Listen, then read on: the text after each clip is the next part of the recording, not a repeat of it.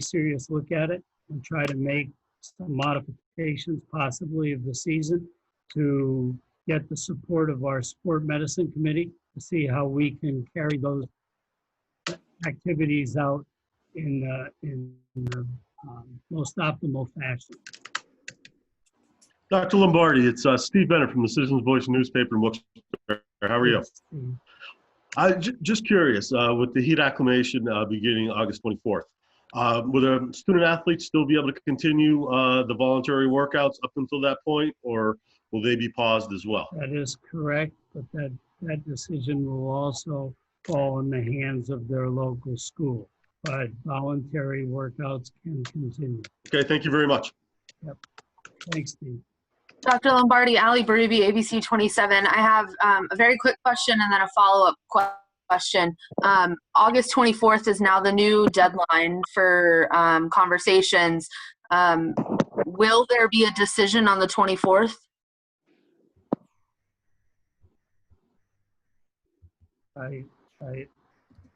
I'm not really understanding your question.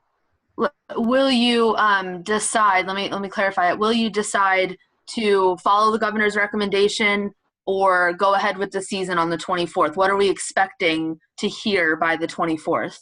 Well, the board, I believe, Ali, had hit pause for 2 weeks. And 2 weeks is the target to possibly start fall activity. So for the next 2 weeks, we're going to do our darndest to meet with many stakeholders as we can, including the General Assembly and hopefully staff of the Department of Health, Department of Ed, the Governor's Office, and see if we can collaborate, work together about the starting of fall activity. My follow-up to that is we've spoke to numerous league officials, athletic directors, coaches, parents, athletes, any stakeholder in high school athletics, and they were hoping for clarity or a decision or something they could actually hang their hat on. Some people have already started messaging us saying they're just kicking the can down the street. I mean, is this something that the board is worried about? I mean, we're dragging out another decision and leaving people in limbo for 2 more weeks. I don't think the board is kicking the can down the road at all. They're trying to get as much information as possible. As you know, this announcement was yesterday. So just a little bit more than 24 hours, you're asking a board of directors to make a decision that could negatively impact hundreds of thousands of athletes.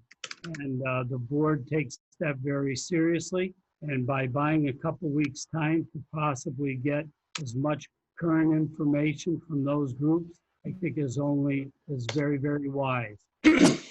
Thank you. I just wanted to be able to directly address what people are saying to us. So I appreciate your candor. Thank you. Bob, Chris Arlen. Will you need the governor to change his position if you want to have sports in the fall? I mean, is that the discussion will have to be to convince him to change his position, or could you see a path forward with that recommendation still in place? Well, I think that's part of the, I don't know how to phrase it. That's part of the trouble here, I guess you would say, because we certainly want support of administration, but coming out with the general statement that was listed, I don't see how golf, tennis, cross country that are also being carried on in every community at public and private facilities throughout the Commonwealth, as well as road races and those type of things, they're going off safely. Why don't we get the same opportunity? So that's part of the discussion. If it's 1 or 2 or 3 sports that may be having some angst or heartburn for some folks, then let's have that discussion so we can address those issues if they're of substance that we can have them possibly going forward. So that's a long answer. I think you get the gist of where we're going with that, because we would like to have full support. However, it was a recommendation. It wasn't a mandate and it wasn't an order. If it was an order, we probably wouldn't be having the discussion we're having here today. Thank you. Dr. Lombardi, Todd Bartley, Williamsport, Pennsylvania. Do you have concern that the way that the recommendation was communicated to PIAA and its members was at the end of a press conference with no follow-ups? And then as a follow-up, what level of confidence do you have that you can get a dialogue with the governor and potentially have him reverse course on the recommendation? In answer to the first part, Todd, I think everyone was surprised because the question, I believe, that was posed was about spectators. And seeing guidelines that came out last night at 9:30, there's no change in their position on spectators. And that is troublesome, especially for moms and dads, grandma and grandpas. I am hopeful in the next 2 weeks that we could have good dialogue with the administration and hope their staff and see if we can make a case for some of our activities to support our student athletes. Because as I said, we're an athletic association. This does not mean that we don't, that we're pushing aside the educational component. We are educational-based athletics. We're in schools. It's very important for that part. But as part of that being educational-based, we want to make sure that we are having a good attempt to take and promote the health and well-being of each student athlete. Just one more follow-up. When do you believe the meeting would occur with the team over the next 2 weeks? Is it a couple of days so you all can get your presentation ready, or with the legislators? Are they brokering the meeting? Are you all brokering the meeting? How do you see that process playing out? I can't answer that question today. I'm sorry. Thank you. Hey, Bob, Phil Anastasia from the Inquirer. I'm still, with the governor, there's thousands of kids here that we're talking about, as everyone here knows that. Why is it taking this much time that a phone call can't just be made and say, let's make a decision one way or the other? Why does it have to be in this 2 week window when there's been so much time before it? I know it's frustrating on your part because you're trying everything you could do, but at the same time, can't the governor just make a phone call and say yes or no and give the guidance to not only the PIAA, to every fan and every player across the Commonwealth? Al, I think you're asking the wrong person that question. Okay. Tom Robinson here. I don't know what more to tell you, except we have been inundated, as I said, thousands of emails and a lot of phone calls from the General Assembly to moms and dads and grandma and grandpops and all sorts of school people, coaches, student athletes themselves. So I think that question needs to be directed towards some other group, and maybe they'll help us. Thank you. Bob, do you have, I'm sure the majority of the feedback has been somewhat, can I say, comforting to you with the amount of work that you and your administrative team and board members, district officials from across the Commonwealth, you work so diligently on the plan. Does that give you extra motivation to try to see this thing through, since you were kind of punched between the eyes yesterday by Governor Wolf? And obviously you're always going to fight for the student athlete. That's what you do. But is there a level of comfort in the support that you've received even from many legislators? I think what's comforting is the amount of the amount of intensity, emotion, and vigor that people responded. because it's said that this is a very important piece of the daily life of a student athlete. And it has some real ramifications on their emotional, social, and mental well-being. And if you ever want to see some of those emails, we'll be glad to share them, but they're pretty intense and people speaking from the heart. And I think we owe it to them to give us our best efforts to see what we can get accomplished. Hey, Bob, Phil Anastasia from the Inquirer. Can you hear me? Hey, Phil, I can. Thank you. Yeah, I just wanted to follow up on your answer to Chris's question. It sounded like you thought you had a better chance with golf, cross country, and tennis than sports such as football and soccer and field hockey. Is that the way you're seeing this? I mean, I'm sure you'd like to see them all, but will the focus be more on those sports, convincing the governor and the Department of Health and Department of Education that you can run those sports more safely than football, soccer, or field hockey? Or is that not true? No, I use those because of the general population as well as students being involved in those sports. There's tennis tournaments all over the area here. There's a long-standing one that's going on, I believe, next week in this Harrisburg area. Golf tournaments are being played not only AJGA, but all sorts of tournaments, not only from the membership of clubs, but open public tournaments at golf courses. And road races are all over the place. I picked those because the general public are also in them, and that shows a cross-section of all sorts of ages, and they haven't had an issue. To take it one step further, our other sports of girls volleyball, soccer, field hockey are also being carried on, as well as basketball, wrestling tournaments. There was a wrestling tournament around here last weekend that had 1,400 wrestlers. So I guess I believe that I believe that our schools have done a fabulous job.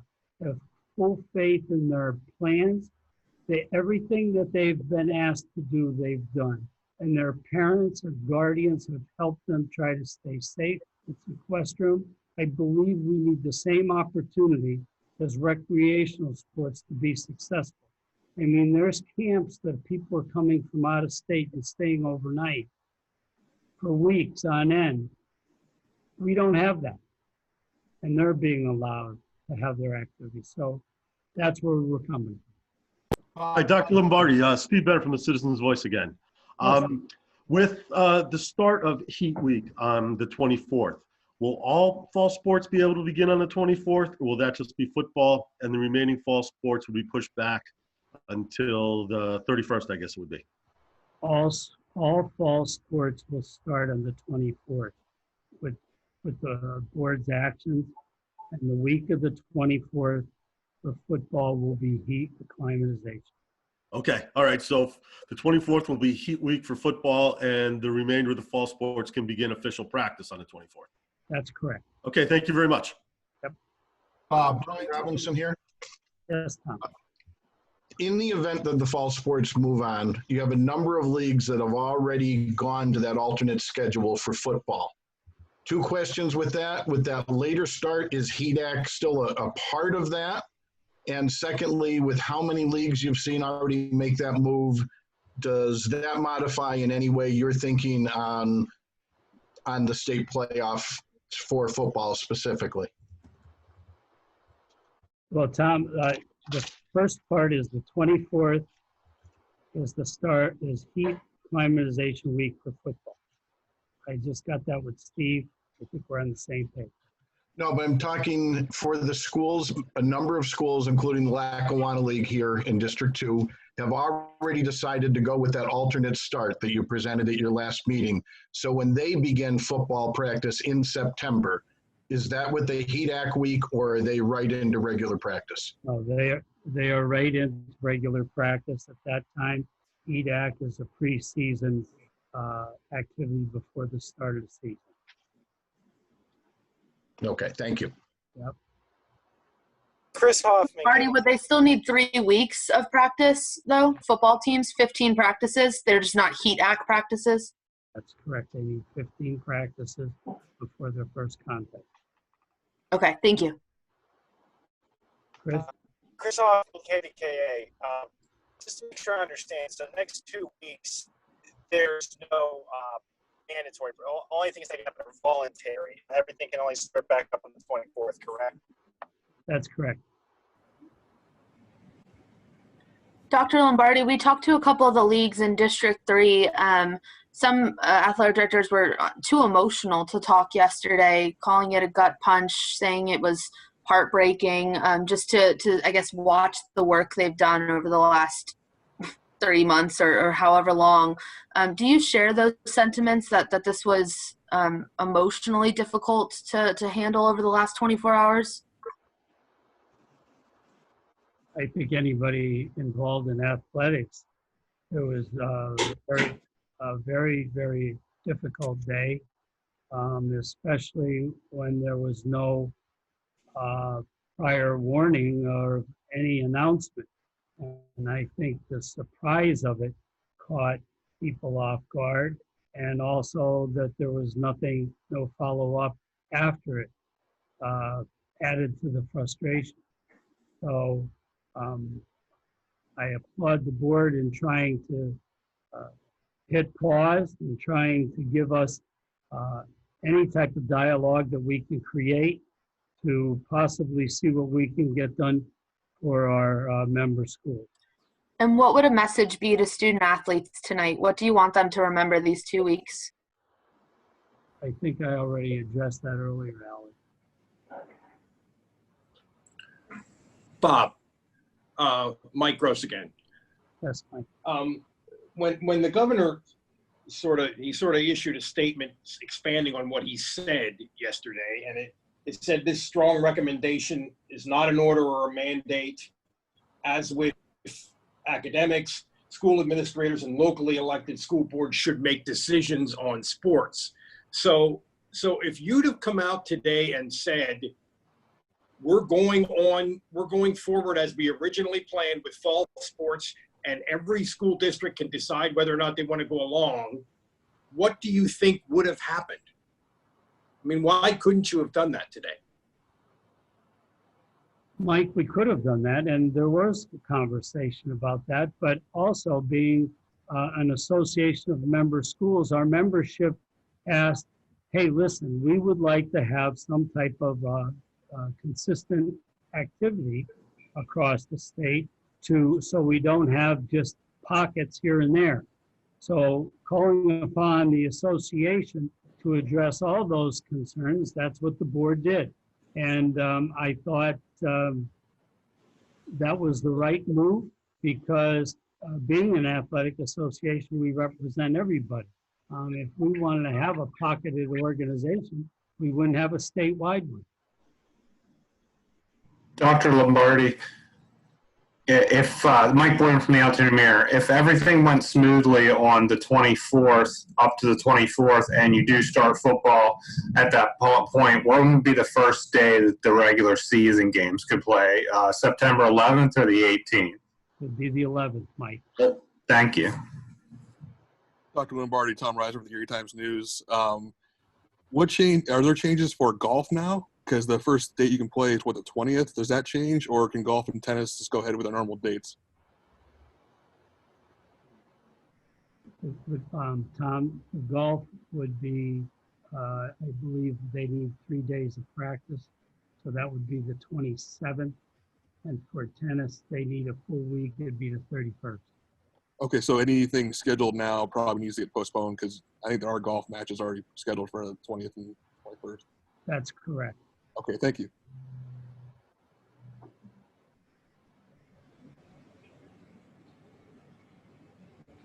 Hey, Bob, Phil Anastasia again. I just want to try to get clarification from you on this, if I could. Are you prepared to move forward without the governor changing his mind, without a change in those recommendations from the Department of Health and the Department of Education, or would you need that to happen move forward? Phil, in answer to that, I don't believe the board was ready for that, and that's why they hit pause for 2 weeks. And they want to get the best information from as many possible stakeholders and avenues that they can get information from to go forward. Thank you. Folks, I have a little lull in the conversation here. We have some folks here in the office that would like to have some questions as well. So I think it's the bewitching hour. Thank you for your time. Appreciate all of you folks being part of this. I hope to see you at some time here this fall. And I thank you for following us as well as supporting student athletes, because if we don't have students playing, none of us exist. So thank you. Have a good afternoon. Thank you, Bob. Thanks, Bob. Thank you. Thank you.